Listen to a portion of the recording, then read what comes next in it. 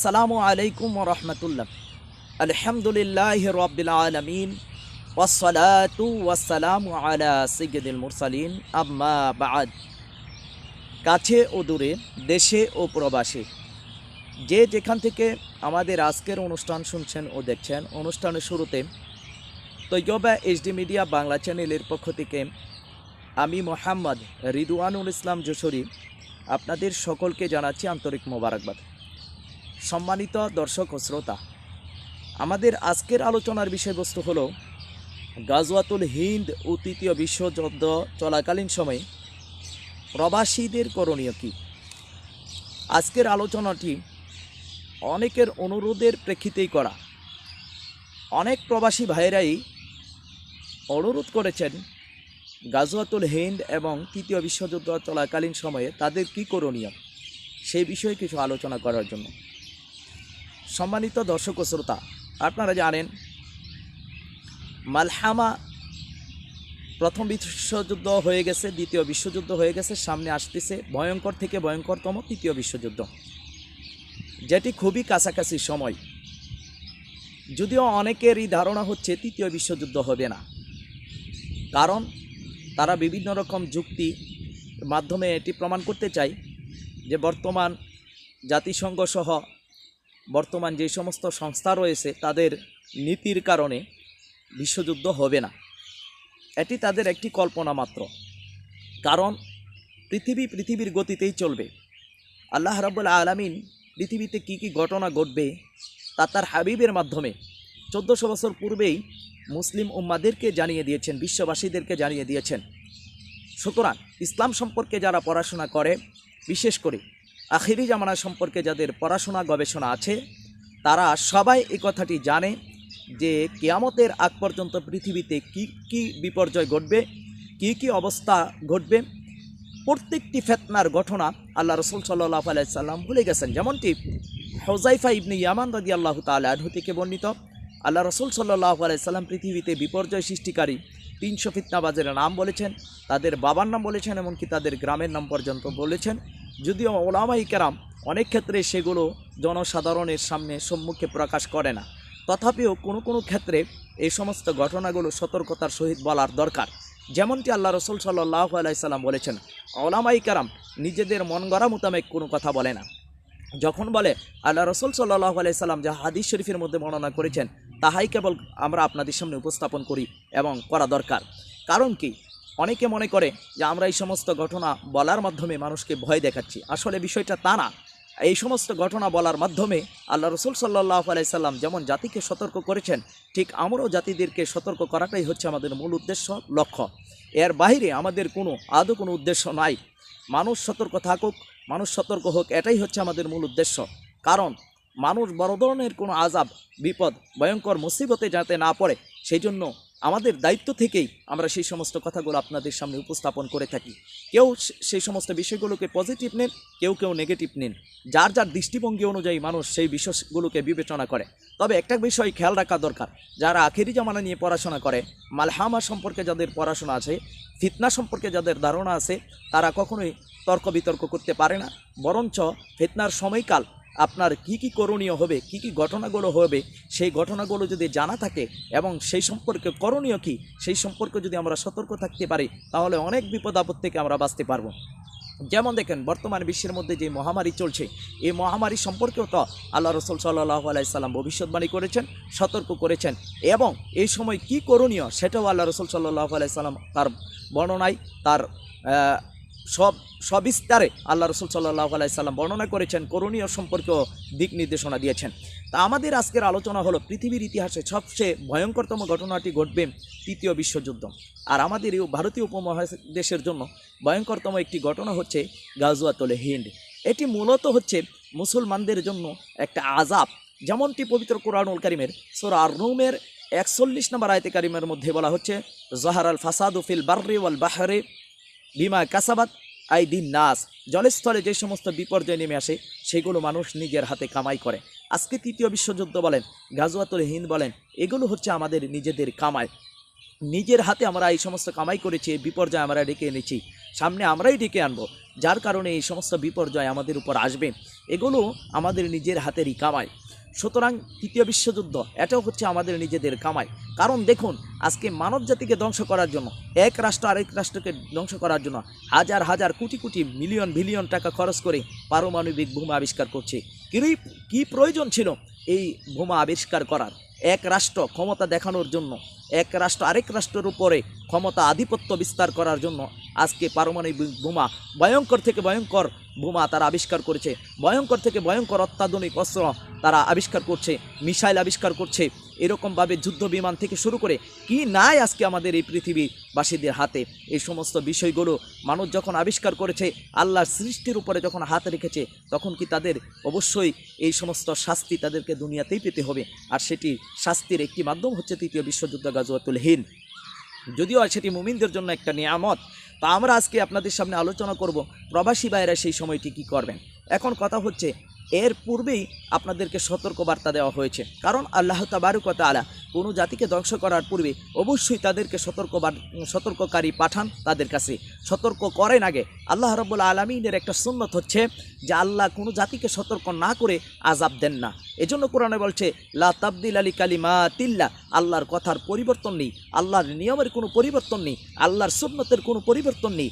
আল্লাহ প্রতিটি জাতিকে ধ্বংস করার পূর্বেই আল্লাহ সতর্ক করেছেন। ঠিক তেমনইভাবে বর্তমান একবিংশ শতাব্দীতে ধ্বংস করার পূর্বেও আল্লাহ তার পক্ষ থেকে মনোনীত বান্দাদেরকে পৃথিবীতে পাঠাবেন।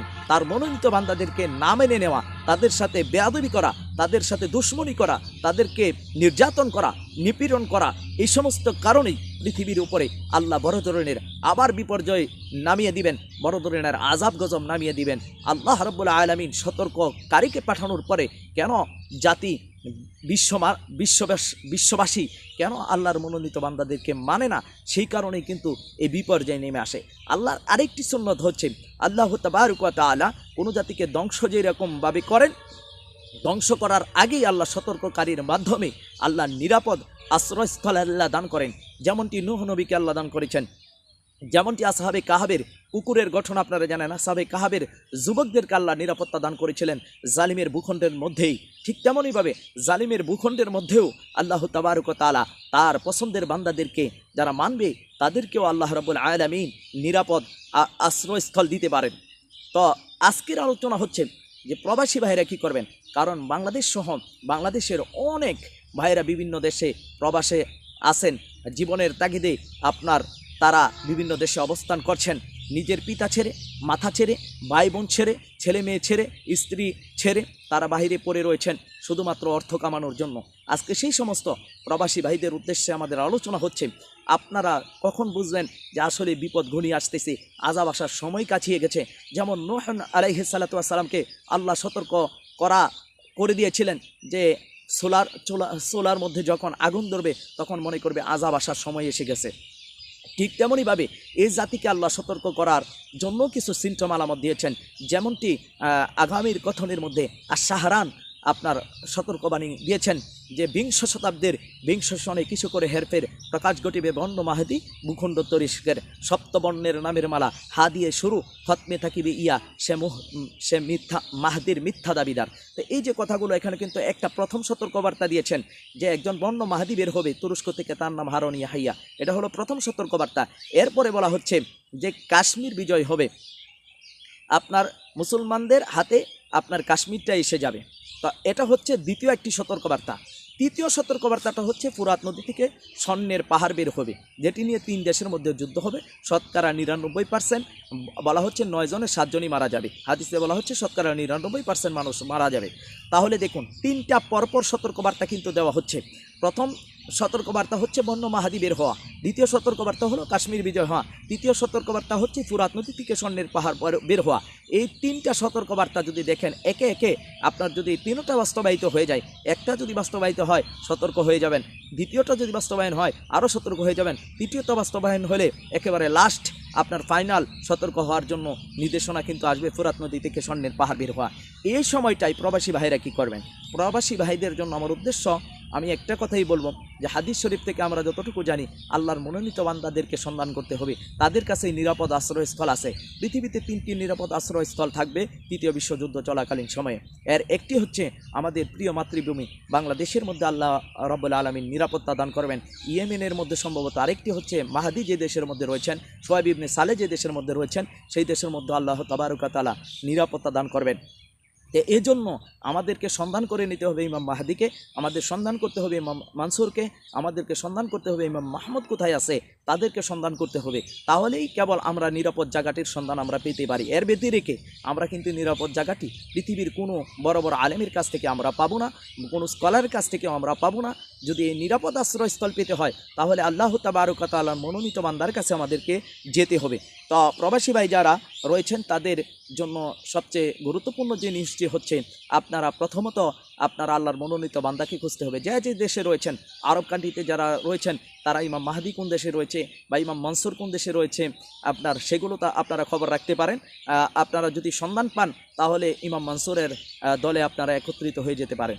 বাংলাদেশে তথা ভারতীয় উপমহাদেশে যারা রয়েছেন তারা ইমাম মাহমুদের কাফেলায় শরিক হয়ে যেতে পারেন, এবার শোয়েব ইবনে সালের কাফেলাতে শরিক হয়ে যেতে পারেন।